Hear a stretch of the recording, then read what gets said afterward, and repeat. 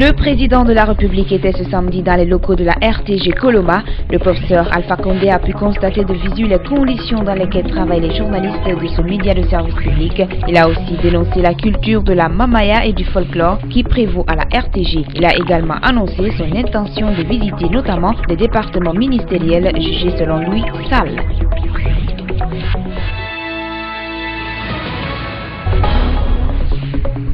Les forces de défense et de sécurité au service de l'environnement ce samedi, elles ont assaini le long des rails sur l'autoroute Fidel Castro, derrière le stade du 28 septembre. Venus de toutes les unités de commandement, ces hommes en uniforme, tous grades confondus, ont visité sous la supervision du chef d'état-major général des armées.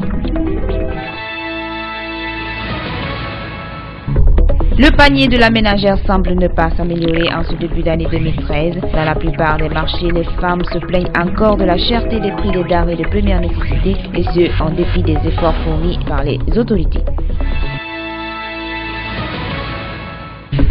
Soutenir les enfants défavorisés, aider les femmes victimes de violences dans leurs activités, tels sont entre autres des objectifs de l'ONG Espoir de Guinée. Cette structure a officiellement lancé ce samedi ses activités. C'était à la faveur d'une cérémonie qui a mobilisé du beau monde au centre culturel franco-guinéen.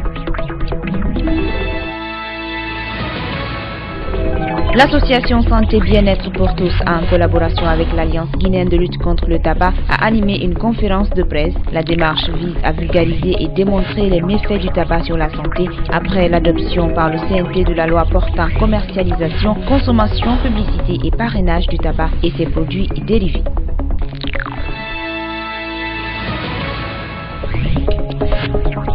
Une soirée de retrouvailles pour terminer l'année en beauté et renforcer l'esprit d'équipe à la Sotragui, œuvre des femmes travailleuses de cette société. Elle a été organisée dans la nuit du 31 décembre dernier. Plusieurs personnalités, dont la présidente du conseil d'administration de la Sotragui, étaient de la partie.